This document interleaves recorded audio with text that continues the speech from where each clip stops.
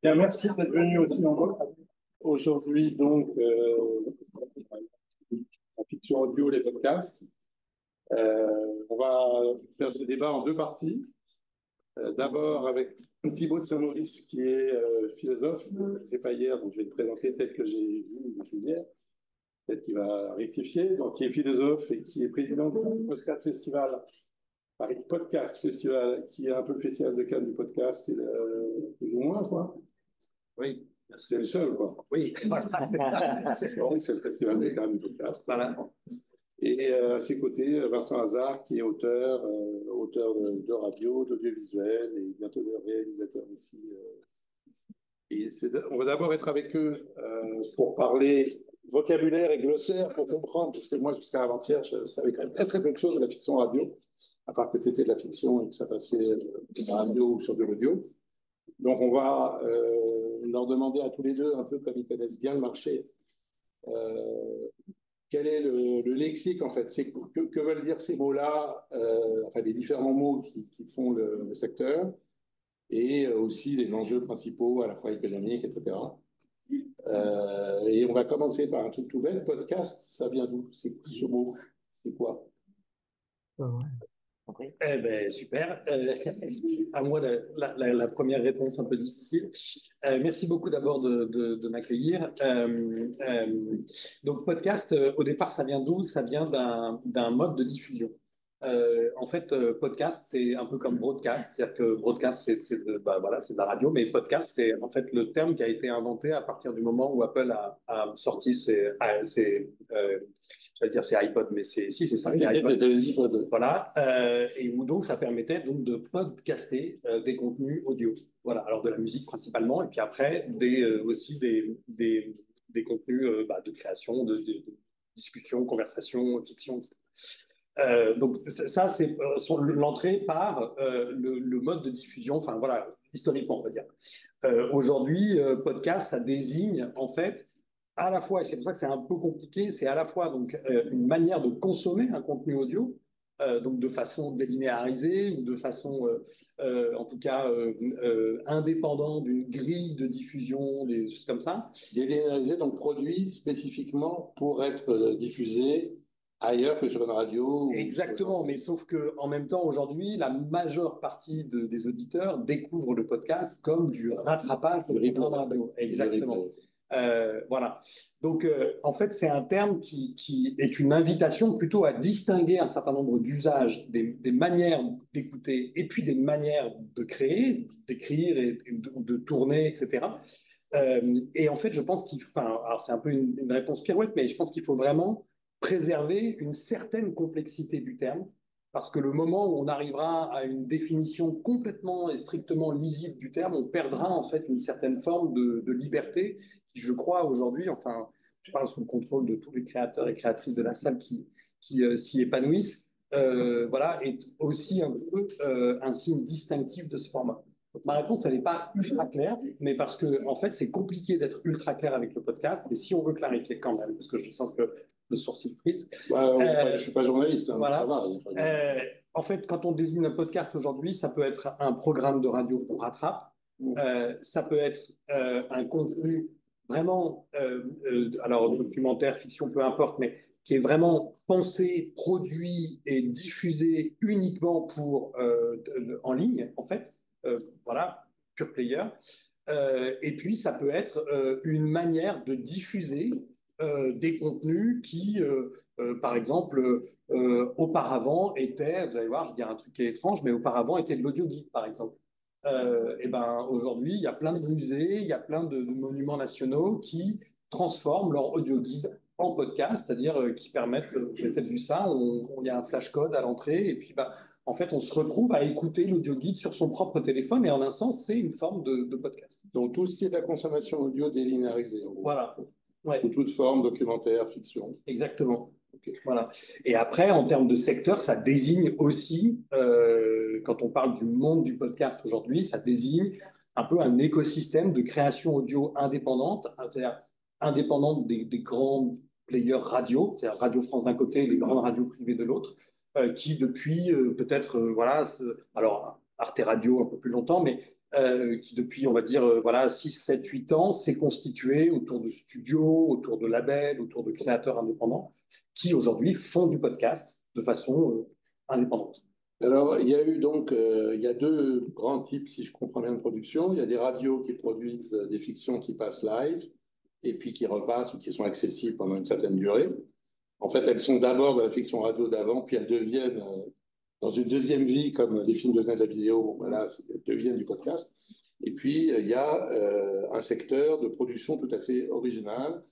Et alors, Vincent, par rapport à ce qui s'est passé avec la fiction audiovisuelle Internet il y a 20 ans, il y a eu une grande avancée. Énormément de gens ont cru, et ont investi pas mal d'argent d'ailleurs, pour faire des fictions qui ne passeront que sur Internet. Et on pensait, un certain nombre de gens pensaient que la fiction linéarisée, quoi, les vieilles chaînes hertziennes et compagnie, allaient disparaître au profit de...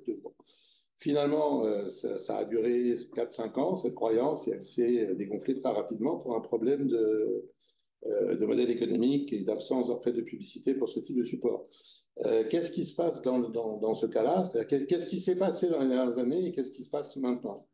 Alors tout d'abord, on a fait, juste pour recadrer pourquoi moi, auteur, j'ai acquis un petit peu grâce à la guilde et puis une action qu'on a fait, voilà, on a fait un comité audio et avec ce comité et les délégués radio de la SACD, on a fait un petit tour d'horizon justement pour essayer de comprendre où on était la fiction audio aujourd'hui dans le microcosme.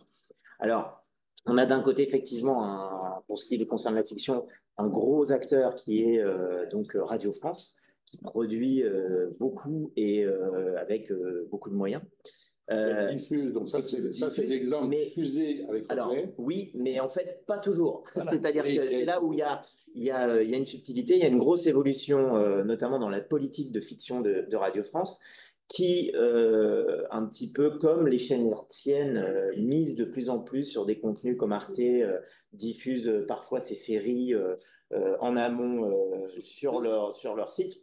En fait, Radio France a un peu la même démarche, c'est-à-dire que ils font maintenant des grosses productions qui sont d'abord lancées en podcast et ensuite, mais je dirais plus pour des problèmes de droit et de rémunération pour les auteurs, justement, ils diffusent à l'antenne.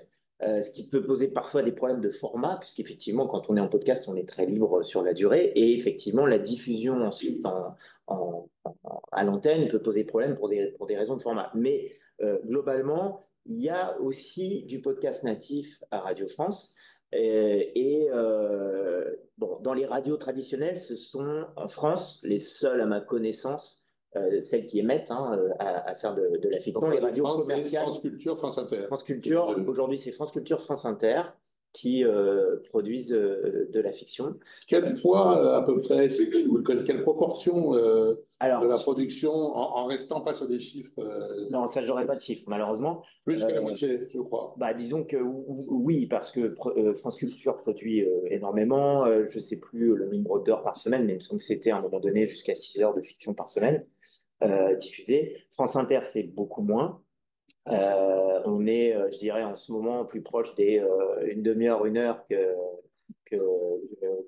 autre chose. Donc à peu près 300 heures.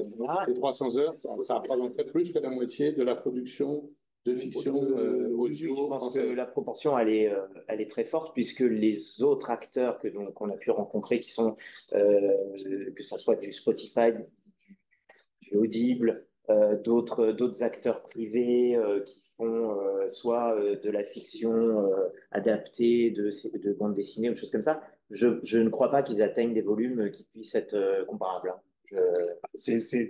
Oui, c'est très compliqué d'avoir tout le volume indépendant, puisque en un sens, il y a aussi de la fiction amateur, en un sens, voilà, mais qui en même temps sont disponibles presque de la même manière sur les plateformes de diffusion de podcasts qu'une fiction, par exemple, une fiction originale de Spotify peut être tout à fait disponible à côté d'une fiction amateur On peut se mettre à 3 et créer une fiction et le podcast. Exactement. Donc en fait, c'est compliqué d'évaluer la longue traîne de toutes les pratiques et de tout ce qu'on peut trouver en fiction amateur. Et amateur, c'est pas un jugement de valeur, hein, c'est vraiment une modalité. Voilà. Une autre façon de le faire. Ouais. Bon, après, je suppose quand même qu'en termes de qualité, ça va en moyenne être moins intéressant et moins riche en moyenne. Alors, ça dépend. Ce qui est intéressant, c'est que ça permet aussi d'ouvrir un petit peu de nouvelles manières de faire. Il y a un exemple, moi, qui m'a marqué alors, je parle aussi avec tout ce qu'on a pu découvrir et programmer et récompenser au Paris Podcast Festival. Mais il y a un exemple, pour moi, de fiction, entre guillemets, commencé dans la chambre avec un iPhone et qui, en fait, a ouvert, je trouve, pas complètement ouvert une voie, mais en tout cas qui a marqué un petit peu. Je pense au travail de Sarah Trey Stéphanie, qui a une série d'autofiction qui s'appelle Frouch, et qui vraiment commence avec son iPhone dans la rue, etc. Et puis en fait, c'est extrêmement, à mon sens, bien fait, bien tourné, bien écrit, et en fait, elle sait exactement où elle va. Puis elle monte petit à petit en faisant jouer d'autres comédiens, en montant aussi la prise de son. Et puis elle est produite par Paradiso en 2e saison. Et puis ensuite, c'est une exclusivité Spotify, etc., etc. Ça, c'est encore possible en fait. C'est-à-dire qu'il y a comme ça des possibilités de tester des formats, de tester des idées. Et puis en fait, ça marche. Et puis en fait, c'est récupéré par l'écosystème qui est avide en fait de nouvelles idées, quoi. Voilà. Vous avez l'air tous les deux assez attachés à l'idée, en tout cas, d'une liberté créatrice, pas complète, mais dans les formes, dans les formats, et comme s'il y avait beaucoup plus d'espace, et que ça serait une des raisons éventuellement de faire de la fiction radio, parce qu'on verra que ce n'est pas la raison économique a priori qui est la première motivation. Mais ça pourrait être une raison de se dire j'ai envie de raconter telle petite histoire de cette manière-là, sans m'emmerder avec toute une série de normes de récit ou de normes de contenu. Et est-ce que c'est vrai, ça Alors, disons que je ferai un petit parallèle à l'image avec YouTube, c'est-à-dire que la diffusion podcast elle est accessible à tout le monde comme un YouTuber, quelqu'un va mettre en ligne. Ensuite, il y a évidemment, si on met son podcast dans son coin, il va falloir qu'il soit sacrément bien écrit et bien fait pour que naturellement il perce. Donc voilà, il faut déjà avoir un petit peu conscience de ça, mais je pense que le parallèle avec YouTube, il paraît cohérent là-dessus. Mais donc du coup, ça veut dire qu'effectivement, on peut tester beaucoup de choses, parce qu'en plus de ça, un tournage audio, un enregistrement de fiction audio est beaucoup plus léger qu'un tournage de court-métrage, même de court-métrage, donc on peut faire des choses assez rapidement, assez vite. Et effectivement, ensuite, il y a tout un processus pour se faire répertorier, essayer de se faire repérer dans les applis, etc. Mais globalement, effectivement, même s'il y a beaucoup de podcasts, et il y en a un petit peu moins maintenant qui se font, mais il y a eu une explosion vraiment du nombre de podcasts. Je pense qu'aujourd'hui, effectivement, des gens qui savent écrire de la fiction et qui ont une idée qui peut se faire à l'audio facilement peuvent émerger. Il y a des cas comme ça. Il y a des auteurs, je pense aussi à Mehdi Bayat qui a fait des productions au départ qui étaient, je dirais, sans argent, hein, des courts-métrages audio. Et maintenant, il écrit des séries pour France Culture, un succès, etc. Donc, il y a une vraie marge de progression et sur un budget, je dirais, quasiment nul. Ensuite, par rapport à la liberté éditoriale, même, je dirais, l'avantage principal que l'on a, les deux avantages, dont le premier est un avantage parce qu'on a moins de formatage d'une manière globale sur le podcast parce qu'il y a moins de problématiques de durée, etc. On a aussi... formatage, tu ne parles pas contenu, là. Je parle de tout, un peu à tous les niveaux, de genre, voilà. Et puis, on a en face de nous aussi des gens qui, à l'audio, n'ont pas forcément, je dirais, la même culture que, par exemple, dans l'audiovisuel, les gens dédiés à la fiction. C'est-à-dire que. Il n'y a pas d'équivalent des directeurs de la fiction, non, etc. Non, la plupart. Donc ça doit avoir des avantages et des inconvénients. Et voilà, c'est ce que j'allais dire. C'est-à-dire que d'un côté, si on a une expérience de scénariste, on arrive un petit peu plus, entre guillemets, en sachant, ce qui peut être intéressant parce que voilà, en sachant, tu veux dire construire un récit. Voilà, construire un récit. Comment gérer le client, l'opérateur. Et ensuite, effectivement, derrière, c'est parfois compliqué parce qu'on a affaire assez régulièrement à des gens qui n'ont pas conscience de la lourdeur et de la spécificité, je dirais, de la fiction audio par rapport à un podcast narratif ou documentaire. Donc ça, c'est à la fois un avantage et un inconvénient. Deuxième avantage aussi, c'est qu'il y a beaucoup moins par rapport à surtout la télévision, mais aussi au cinéma, il y a beaucoup moins d'interlocuteurs à convaincre. Quand on parle à une équipe éditoriale, on est face à une ou deux personnes. Donc, s'ils disent banco, on y va, c'est parti. C'est la télé des années 60. Voilà. Télé des années 60. Les années 60, c'est-à-dire qu'il y a une facilité où, effectivement, il y a beaucoup moins d'intermédiaires et globalement, aussi, de parler tournage, ça peut aller plus vite. Vous avez évoqué donc Radio France, qui a une grosse part de la production. Les autres, qui sont donc des privés, des gens qui font, là je parle de gens qui font de la production originale, de fiction. Donc c'est des studios qui font pas que de la fiction, sinon ils seraient pas de film, mais qui se font du documentaire, je suppose, du stand-up, enfin du talk, quoi, enfin de la conversation. Oui, beaucoup de talk, beaucoup de talk shows, trucs comme ça. Et aussi un peu la fiction. Donc là, ils sont quoi, 5, 6 significatifs ou plus que ça? Non, moi je dirais qu'ils sont, non, plutôt, je ne sais pas compter, mais disons que je pense qu'on est plutôt sur une douzaine, quinzaine, et puis ça dépend aussi parce qu'il y a aussi des formes de fiction qui peuvent être, et il faut en parler, je crois, parce que c'est aussi une ressource pour les auteurs. Il y a je parlais des audioguides tout à l'heure, c'est-à-dire il y a des fictions aussi qui sont en fait commandées pour de la médiation culturelle, pour des marques qui veulent communiquer à travers des fictions, etc. Des fictions publicitaires un peu des plus ou moins commerciales, qui sont pour aider à vendre ou pour présenter un ou concept qui alimentent aujourd'hui la conversation entre des grandes marques et des consommateurs. Je pense par exemple, pour vous donner un exemple, c'est une fiction qui a été produite par Binge Audio pour la marque de boisson minérale que vous connaissez qui s'appelle Epar et où en fait il y a une série audio sur une jeune femme, si je me souviens bien, qui raconte a priori des problèmes de transit. Donc ça vous paraît un peu étrange. Sauf que c'est extrêmement drôle, extrêmement bien fichu et que ça épouse tout à fait les codes d'une certaine connivence avec une cible plus jeune, habituée aussi à alimenter de YouTube, des réseaux sociaux, etc. Bon, mais tout ça, c'est une histoire qui a été écrite par un auteur ou une autrice et qui donc, voilà. Mais ça, c'est financé, oui, c'est produit par un studio, oui, et sponsorisé par Epar. Oui, tout à fait. C'est commandé par Epar. C'est commandé par Epar.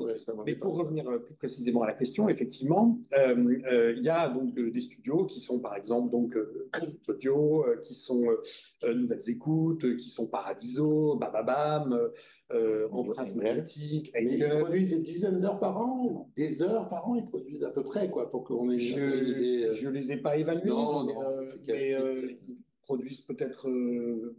Vraiment, je n'ai pas idée du volume.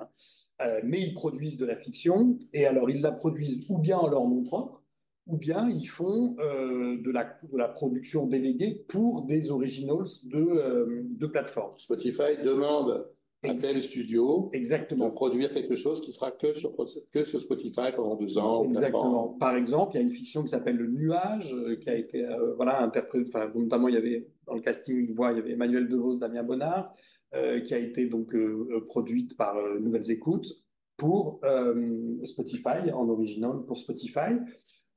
Mais par exemple, ils en ont fait une autre qui s'appelle L'Employé, qui était aussi un original de Spotify. Est-ce que c'est un peu l'avenir? Parce que s'il n'y a pas effectivement un original de plateforme, etc., je peine, mais je ne connais pas bien, je ne connais pas du tout ce marché. Quel est le modèle économique permettant de rentabiliser une production originale de podcast? Une fiction qui ne passe pas sur une radio? C'est pas exactement un projet d'avenir, parce que Spotify a indiqué qu'ils arrêtaient de faire de la fiction. En tout cas pour un temps.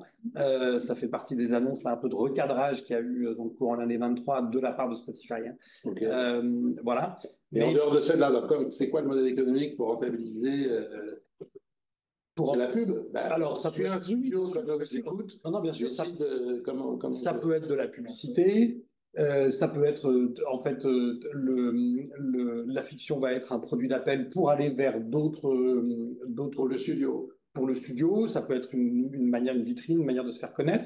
Il y a des formes très originales. Par exemple, il y a quelque chose qui est développé par Binge Audio qui s'appelle le Soapcast, qui est une fiction audio, donc soap opéra, quoi, voilà, quotidienne, mais sur abonnement. C'est-à-dire que je m'abonne et tous les jours, j'ai mon épisode sur mon téléphone ou sur ma tablette. C'est quel format, si tu le sais? En durée? Oui. C'est variable, il y a des épisodes qui sont plus ou moins longs. Ah d'accord, il n'y a pas de... Ouais, voilà. Ok. Mais faut savoir quand même qu'économiquement, la fiction reste quelque chose de très lourd par rapport au monde de l'audio, où les coûts en général sont Alors, très élevés pour Julien, produire des c'est émissions. quoi? Alors, prenons les exemples de Radio France, parce que peut-être vous ne connaîtrez plus. Quel est le budget déjà, pas combien gagne l'auteur, mais à peu près le budget d'une production de 26 minutes, disons, parce que je crois qu'on retrouve un peu les formats de l'audiovisuel, pas de la télé. Ouais, bah, On est quoi, autour de 100 000 euros pour un truc cher ou pour un... honnêtement, Grosse fiction, France Culture, 5 fois 20, 5 fois 28, c'est 100 000 euros de budget. Ouais, c'est ça. mais 100 000, C'est pas... Oui, oui, c'est pas... Non, 100 000 euros, Oui. 100 000 euros, mais pour Les discuter. techniciens sont salariés, il y a une partie des gens qui sont salariés. Et c'est ça le truc. C'est Donc que- en fait, c'est 100 000 euros C'est et 100 000. après, il y a les imputations de salaire entre les filiales de Radio France. Ouais, ouais. Et ça, c'est pas dans le budget. Non, c'est ça, voilà. C'est plus que ça, parce que du coup, là-dedans, tu comptes pas les salaires des techniciens. Bah, c'est bien ça, ouais. Donc ça serait Donc peut-être c'est 200 100 000 000. Quelle avec, durée de tournage à peu près? 5 fois 28, ça va être tourné en 2 semaines. Tour de tournage et à peu près 5 ou 6 semaines de post-production. Ah ouais, quand même. Ce qu'il faut savoir, c'est qu'à France Culture, il y a plus de moyens qu'à France Inter.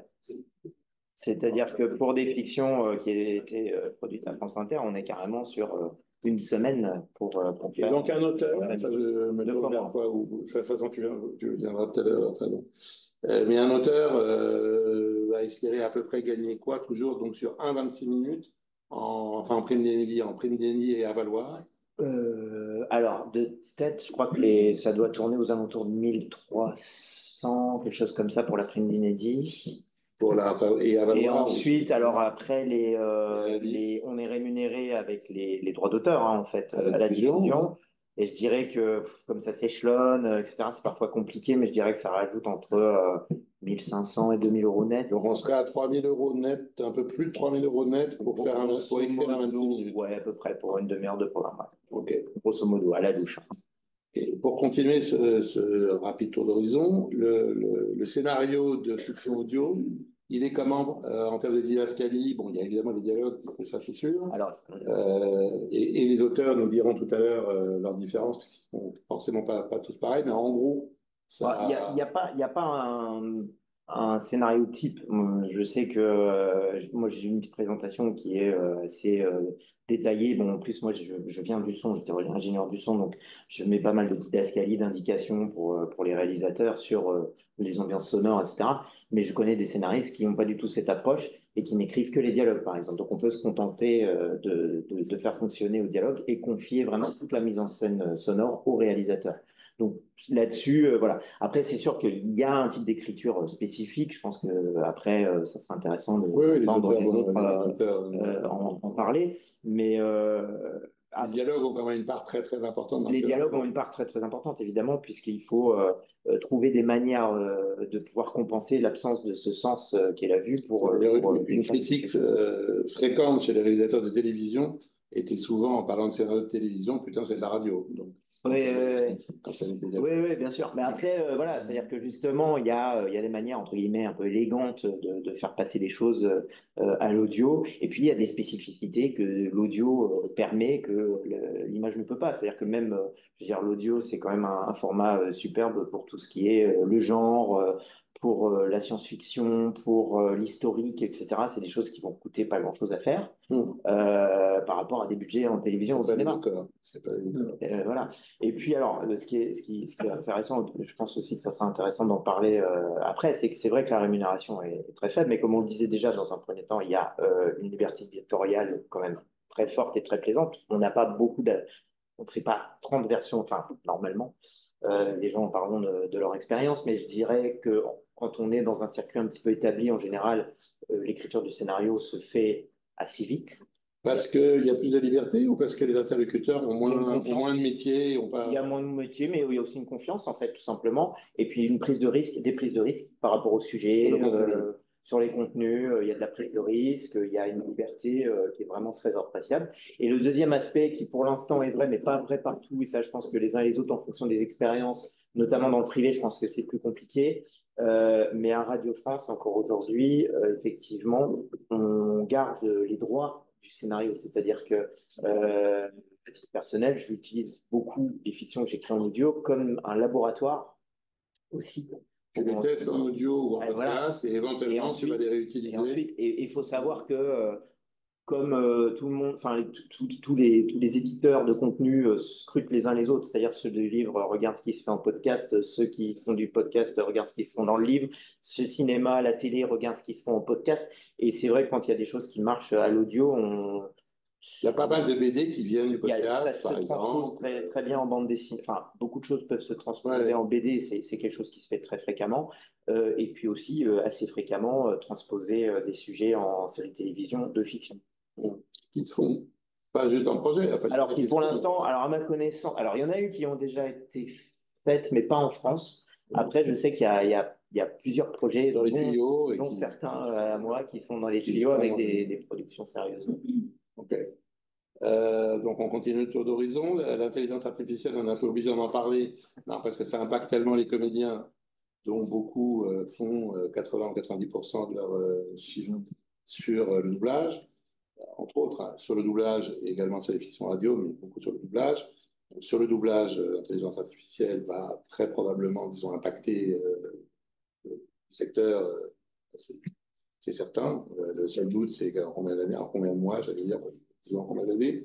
Est-ce que dans la fiction radio, même si c'est pas un énorme, même si économiquement c'est pas énorme, est-ce que vous avez connaissance du fait que des producteurs envisagent de réduire les coûts en castant, si je puis dire, des voix qui pourront réutiliser sans utiliser les comédiens? Alors, Moi, j'en ai pas entendu parler. pas encore à ma connaissance. Ok. Alors, ni en France, ni aux États-Unis, à votre connaissance. Alors, sur la fiction audio, non. Après, c'est quand même quelque chose qui, à mon avis, est un petit peu compliqué pour les rôles principaux. Après, la chose qui est souvent problématique, Parce que tu penses que la qualité n'est pas encore là. la qualité, oui. Enfin, pour l'interprétation, ça me paraît même, je pense, pour l'auditeur. Je veux dire, l'auditeur ne voudra pas écouter une voix qui aura été synthétisée. Ou alors, à la rigueur, pour l'effet, si on lui dit que c'est la voix de Louis de Funès ou je sais pas quoi. Mais si on va pas faire écouter à des gens une voix clonée d'un comédien, parce que je pense qu'il même si c'est bien fait, psychologiquement, enfin bon, ça c'est mon avis. Ouais. Mais par contre, que je partage pas vraiment. mais après, plus globalement, je pense que comme en fait, pour des raisons budgétaires, effectivement, on est souvent très contraint par le nombre de comédiens. Parce que justement, je disais, dans une économie de l'audio où on tourne très vite en quelques jours, etc., les budgets sont finalement très faibles. Et en fait, dès qu'on rajoute des comédiens qui doivent dire une phrase, deux phrases, qui doivent entrer, bonjour monsieur le député, voici votre dossier, ça effectivement, je pense qu'il y aura une tentation ou des sons de foule ou du background de générer, de récupérer des choses ou même de pouvoir générer des choses. On le fait en fait depuis longtemps sans que ce soit l'intelligence artificielle avec les sons. Ça Voilà. fait longtemps qu'avant, on essaie de reproduire le son au micro en live. Il y a une part de plus en plus importante qui est faite avec des banques ou avec. Là, je pense qu'on fera des choses qui sont de l'ordre un peu du montage son, effectivement, pour des choses, je dirais presque techniques, parce que si on a besoin d'avoir quelqu'un devant une foule, qui fait un discours ou une réunion avec 40 personnes et on veut juste un petit peu de blabla dans le fond, en fait, on n'aura pas les moyens. Ça va créer, voilà, ça peut créer, disons que je ne suis pas certain que ça remplace forcément parce que y a déjà pas le budget pour embaucher des comédiens en plus sur la plupart des productions comme ça, en fait. Donc, voilà, pour moi, le risque, il est pour l'instant relativement faible. Je sais pas ce que. Alors, vraiment, moi, je n'ai pas, enfin, j'ai pas d'expertise ou d'intuition ou même de connaissances particulières sur ce sujet-là.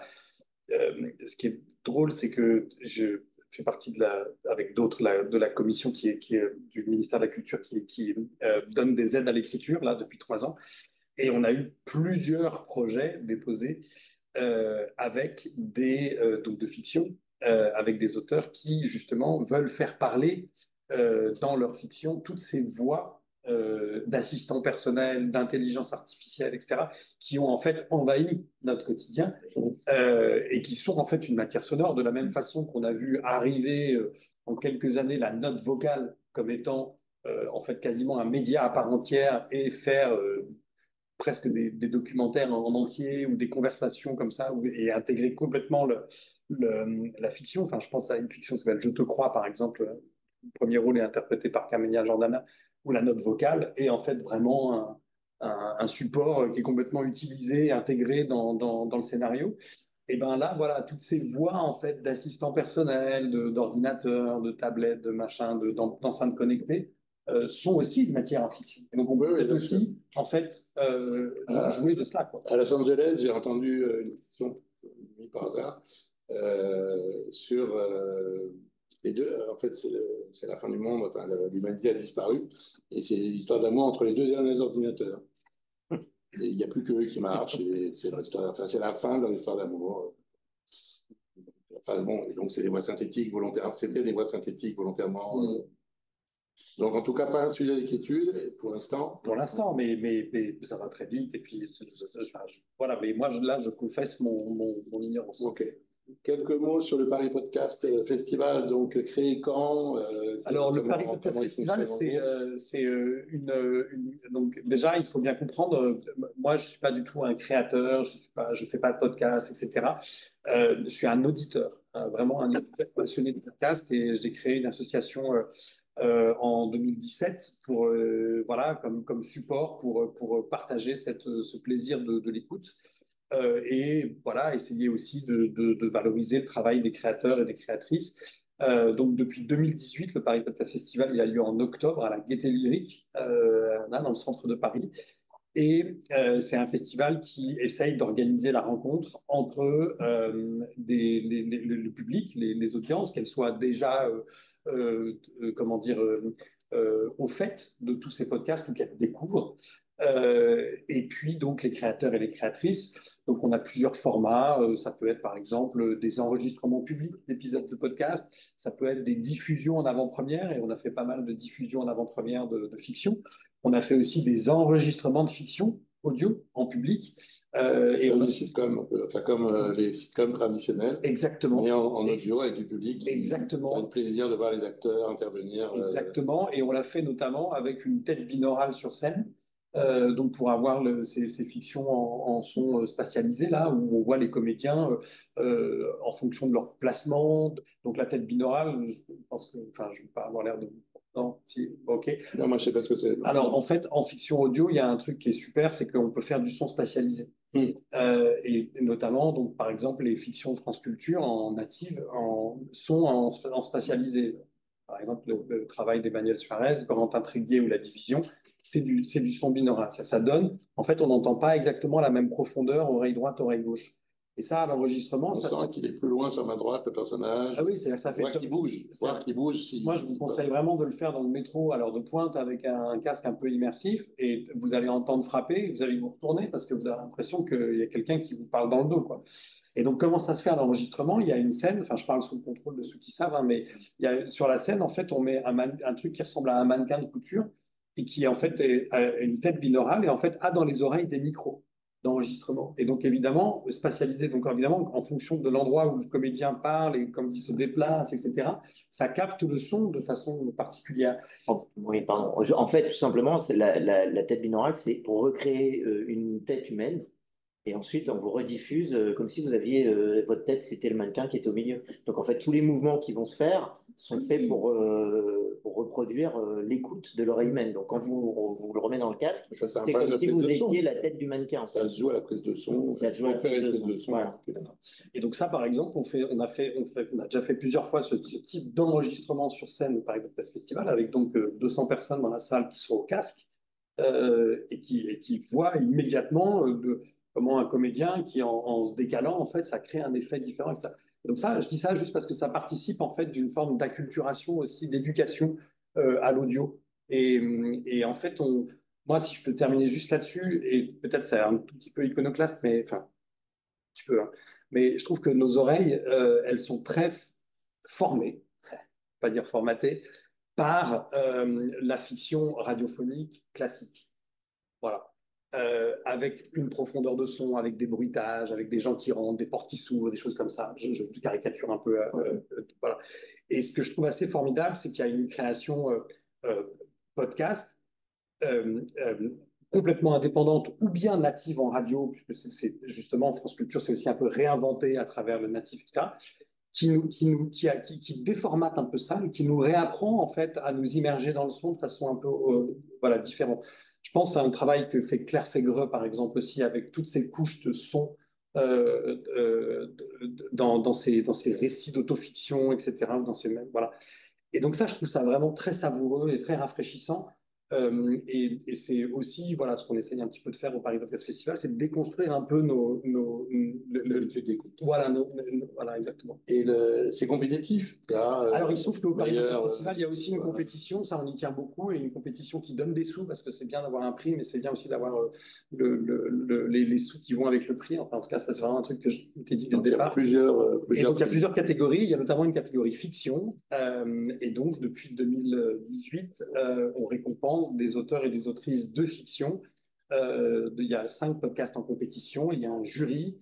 Le dernier jury était présidé par François Perrache, que vous connaissez bien, et qui attribue donc des prix. Donc il y a des nominations d'abord, il y a un comité de présélection. Nous, l'organisation Paris Podcast Festival sélectionne. C'est vous qui faites la sélection. Exactement, une compétition. 5 à chaque fois. Exactement, 5 par catégorie, 5 documentaires, 5 fictions, 5 musiques originales dans un podcast aussi, c'est important. Combien de temps il dure le festival? Alors c'est variable, il a duré 2 jours, 3 jours, 4 jours, et puis 2 jours. Et là j'espère qu'on va pouvoir repasser à 3 jours. Il y a combien de gens à peu près, si tu le sais, la présentation? Oui, en public, et ben, au plus bas, on était en 2020, au Covid, on était à 3000, et au plus haut, on a été à 8000 personnes. Ah oui.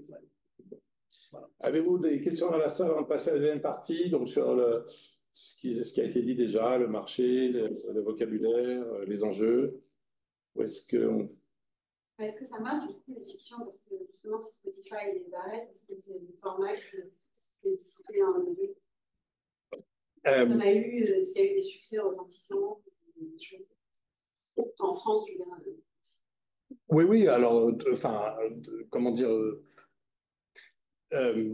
l'écoute de podcasts natifs, elle ne cesse de progresser, d'augmenter. Nous, au Paris Podcast, on a une étude chaque année depuis 2019 qui essaye de documenter avec l'Institut CSA, on essaye de mesurer comme ça, voilà, et c'est barométrisé, etc. Donc, on voit que l'écoute native, elle progresse.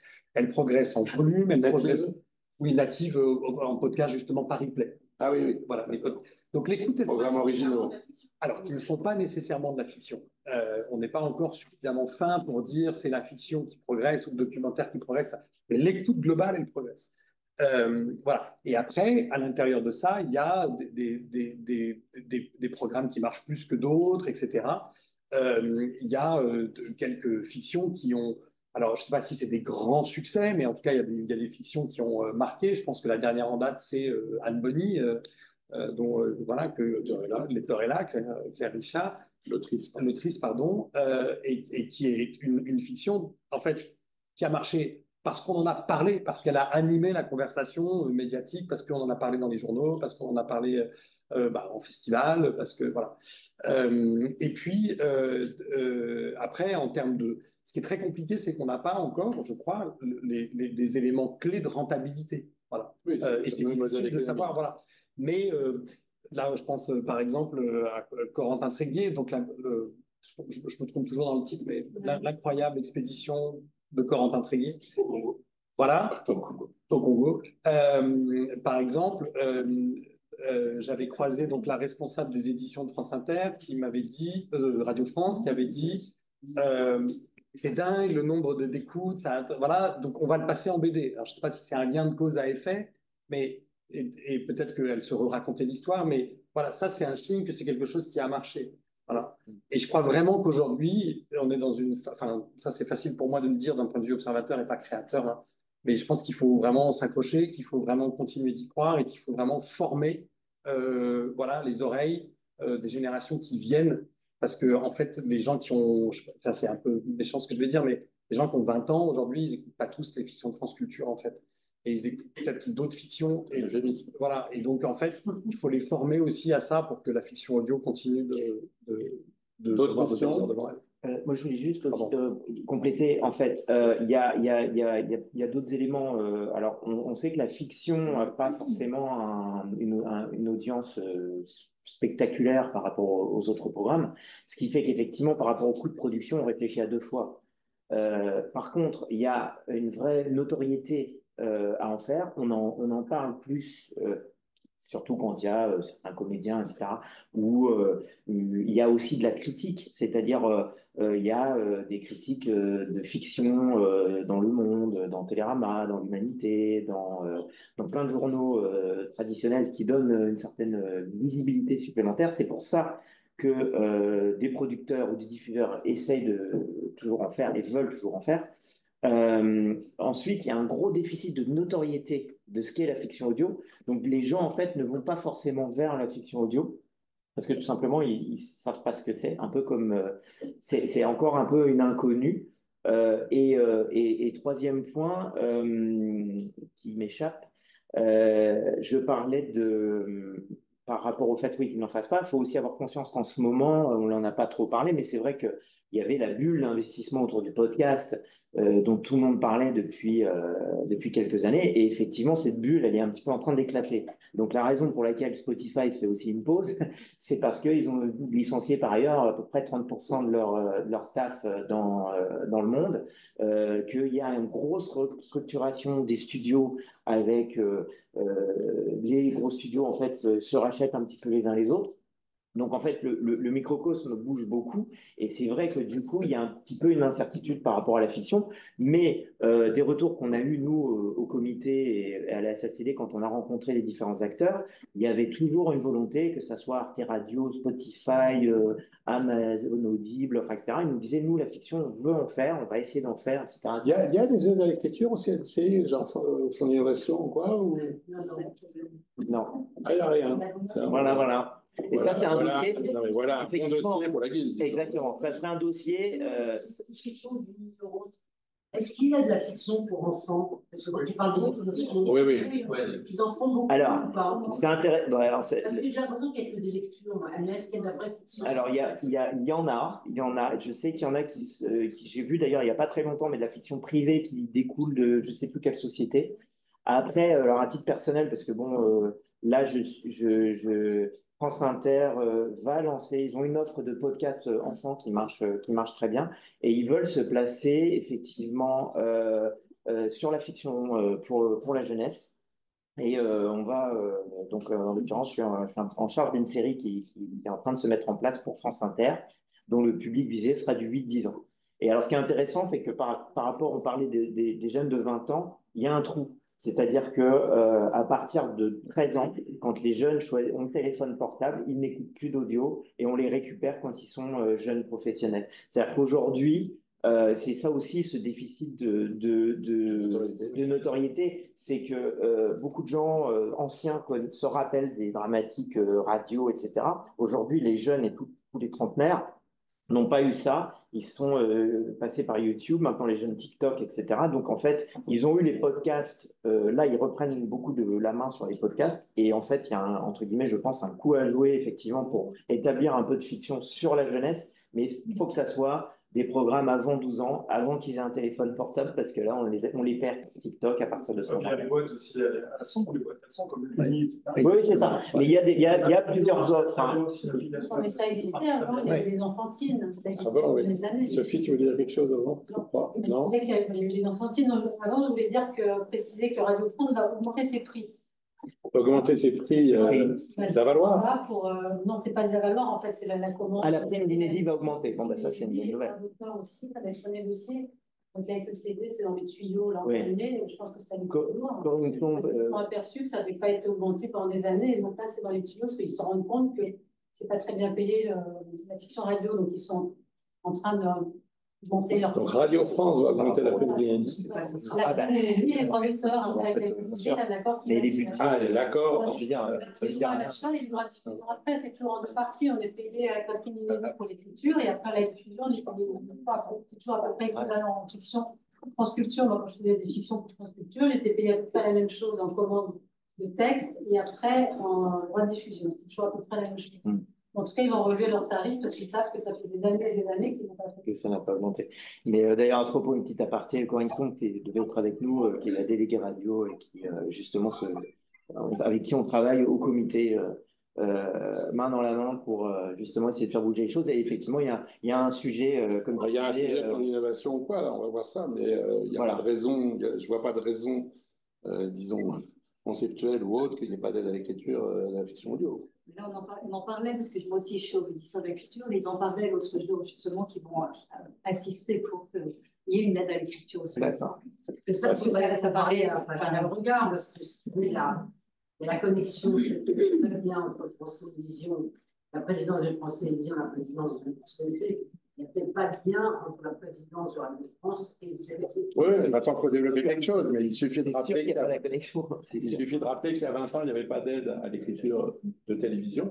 Non, pas du tout, mais si tu veux. Non, mais on s'est battu, mais ce que je veux dire, c'est qu'on nous répondait jusqu'à 2004 qu'il n'y avait pas vraiment lieu d'avoir une aide pour différentes raisons. Elle existait pour les auteurs de cinéma. Mais tu vas me dire ce qui est vraiment intéressant, c'est-à-dire que si effectivement il y a une fiction pour l'enfance qui arrive, parce il faut former les éditeurs de demain, et donc si en plus il y a un trou total sur l'adolescence, il n'y a pas de proposition, s'il y avait des propositions, il y aurait peut-être quelques auditeurs, il n'y en a pas.